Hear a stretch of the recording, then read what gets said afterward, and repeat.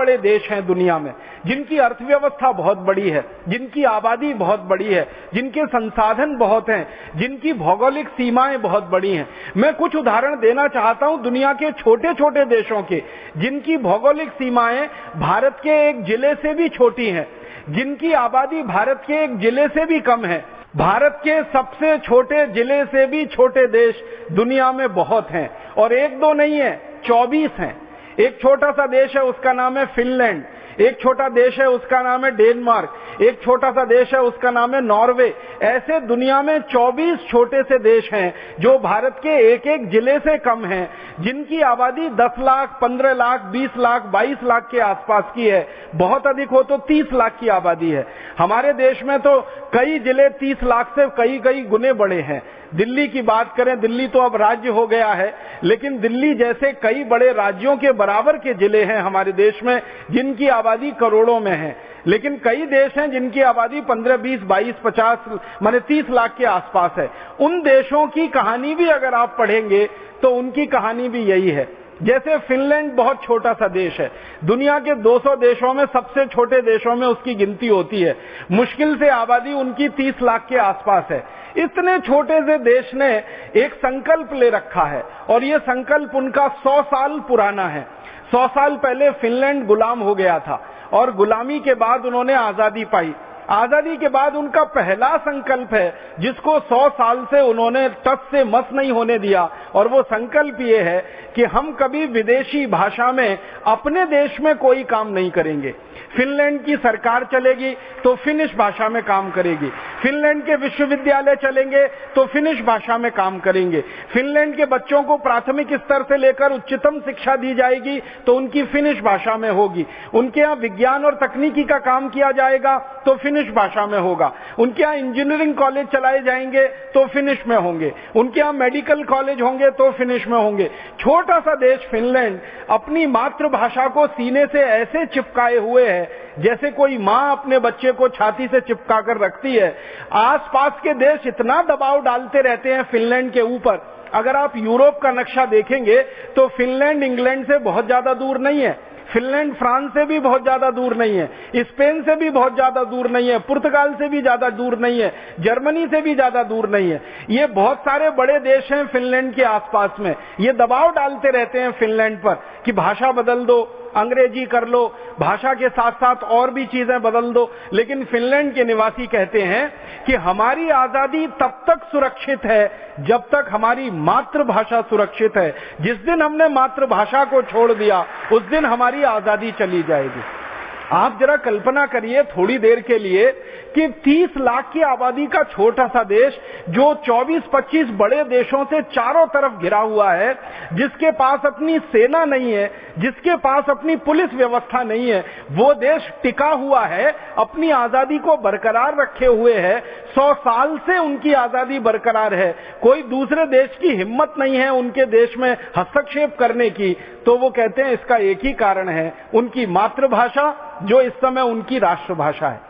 Finland के बगल में और एक छोटा सा देश है डेनमार्क, बिल्कुल छोटा सा देश है। डेनमार्क की आबादी तो मुश्किल से 22 लाख के आसपास है। भारत में तो पता नहीं 22 लाख की आबादी के कितने अधिक जिले होंगे।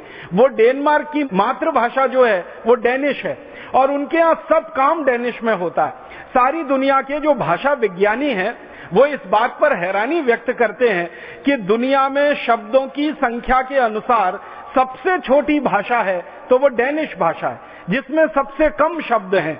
अगर सबसे कम शब्दों वाली भाषा डेनिश है पूरी दुनिया में, लेकिन फिर भी वो डेनमार्क की राष्ट्रभाषा है। डेनमार्क के इंजीनियरिंग कॉलेज डेनिश में चलते हैं, मेडिकल कॉलेज डेनिश में चलते हैं, मैनेजमेंट के कॉलेज उनके यहाँ डेनिश में चलते हैं। और डेनमार्क के निवासियों को ये बात कहते हुए बड़ी गर्व है कि भले हमारी मातृभाषा दुनिया में सबसे कम शब्दों वाली भाषा हो, लेकिन वो हमारी मातृभाषा है और उस पर हम कोई समझौता नहीं कर सकते। जैसे हम लोग कई बार आपस में बात करते हैं ना, भले हमारी माँ दूसरे की माँ से कम सुंदर हो, लेकिन वो हमारी माँ है, और माँ जो है ना वो समझौते के लायक नहीं होती है।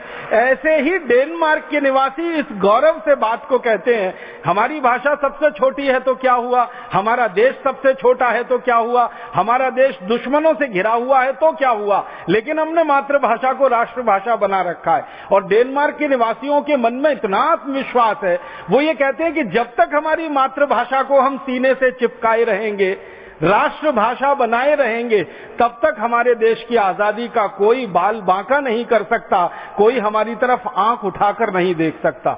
ये छोटे छोटे देश, डेनमार्क है, इसी के नजदीक में और एक छोटा सा देश है, उसका नाम है स्वीडन है। बहुत छोटा सा देश है। भारत की तुलना करेंगे तो स्वीडन भारत के किसी एक राज्य के आधे से भी कम में निपट जाएगा, सिमट जाएगा, इतना छोटा सा देश है। लेकिन स्वीडन के निवासी भी जब से आजाद हुए, एक समय स्वीडन भी गुलाम रहा विदेशियों का, लेकिन जब से स्वीडन आजाद हुआ, उन्होंने स्वीडिश भाषा को मातृभाषा बनाया, और एक बार जो बनाया उससे वो पीछे नहीं हटे हैं, और लगातार सारी दुनिया में स्वीडिश भाषा की पताका वो फहराने में लगे हुए हैं। तो फिनलैंड हो, डेनमार्क हो, स्वीडन हो, इन्हीं के पड़ोस में और एक बिल्कुल छोटा सा देश है, उसका नाम है नॉर्वे। नॉर्वे भी एक समय गुलाम हुआ था, 100 साल पहले लगभग वो भी आजाद हो गया। लेकिन नॉर्वे के लोगों ने आजादी के बाद जो सबसे पहला काम किया वो वही कि उनकी मातृभाषा को राष्ट्रभाषा बनाया। आज नॉर्वे की राष्ट्रभाषा नॉर्वेजियन है, और सारी इंजीनियरिंग की पढ़ाई, मेडिकल की पढ़ाई, मैनेजमेंट की पढ़ाई, बचपन से लेकर आखिरी कक्षा तक की उच्चतम पढ़ाई, सब कुछ नॉर्वेजियन में होता है। तो दुनिया के छोटे छोटे देशों के उदाहरण ले लें या दुनिया के बड़े बड़े देशों के उदाहरण ले लें, सभी उदाहरणों से एक बात स्पष्ट होती है, वो ये कि जिस देश ने भी मातृभाषा को राष्ट्रभाषा बनाया, वो देश दुनिया में गर्व के साथ, सम्मान के साथ खड़ा है, भले वो छोटा हो या बड़ा हो। अर्थव्यवस्था में कोई देश बहुत छोटा हो सकता है, अर्थव्यवस्था में कोई दूसरा देश बहुत बड़ा हो सकता है, आबादी के हिसाब से कोई देश छोटा हो सकता है, आबादी के हिसाब से कोई देश बड़ा हो सकता है, भूगोल की सीमाओं के अनुसार कोई देश बहुत छोटा है, कोई देश बहुत बड़ा है। ये सब प्रश्न बाहर हो जाते हैं जब मूल प्रश्न उनके यहाँ मातृभाषा और राष्ट्रभाषा का आता है। इन सभी देशों में एक बात जो मैं देखता हूं समान है, वो ये कि ये देश कई मामलों में भिन्न भिन्न हैं, लेकिन एक मामले में एक जैसे हैं कि इन सब देशों ने मातृभाषा को राष्ट्रभाषा बनाया, जीवन का अंग बनाया, उसको आगे बढ़ाया, लगातार बढ़ा रहे हैं, और गर्व और सम्मान के साथ संयुक्त राष्ट्र महासभा में एक सम्मानित स्वतंत्र देश की हैसियत पा रहे हैं।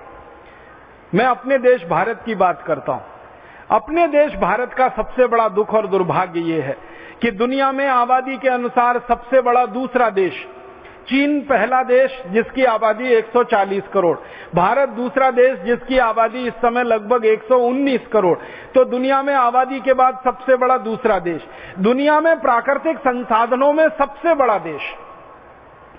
जितने प्राकृतिक संसाधन भारत में हैं, वो चीन में भी नहीं है, अमेरिका में भी नहीं है, यूरोप के देशों में नहीं। प्राकृतिक संसाधनों में सबसे बड़ा देश, दुनिया में सबसे ज्यादा डॉक्टरों वाला देश, सबसे ज्यादा चिकित्सक अगर पूरी दुनिया में है तो भारत में, सबसे ज्यादा इंजीनियरों का देश अगर दुनिया में है तो वो भारत है, सबसे ज्यादा वैज्ञानिकों का देश अगर दुनिया में है तो भारत है, सबसे बड़े किसानों का देश दुनिया में अगर कोई है तो वो भारत है, सबसे ज्यादा कुशल मजदूरों वाला देश दुनिया में अगर कोई है तो वो भारत है। माने कई मामलों में भारत दुनिया में नंबर 1 पर है, एक दो मामले में नंबर 2 पर है, लेकिन मातृभाषा को राष्ट्रभाषा बनाने में ये देश दुनिया का सबसे फिसड्डी देश है, सबसे आखिरी पायदान पर खड़ा हुआ देश है।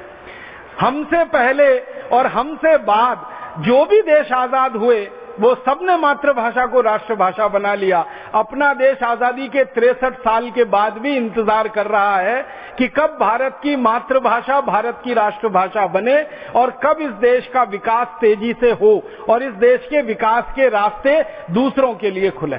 भारत अभी भी हिंदी को राष्ट्रभाषा नहीं बना पाया। जो भारत की 22 भाषाएं संविधान ने स्वीकृत की हैं, इनमें से किसी को भी राष्ट्रभाषा नहीं बना पाया। मैं तो कई बार यहां तक कहता हूं कि अंग्रेजी को हटाओ, हिंदी को ला सकते हो तो लाओ, नहीं ला सकते हो तो संस्कृत को राष्ट्रभाषा बना लो, सारे झगड़े भारत के खत्म हो जाएं। काफी लंबे समय तक इस देश में संस्कृत राष्ट्रभाषा रही है और जब तक इस देश की राष्ट्रभाषा संस्कृत रही है। आप माने या न माने, ये देश दुनिया में सोने की चिड़िया रहा है और सबसे ऊंचे पायदान पर खड़ा रहा है। हमारे देश में सुवर्ण युग माना जाता है, सोने का युग माना जाता है। भारत का सबसे अच्छा समय, किसी भी इतिहासकार को पूछो, भारत का अध्ययन करने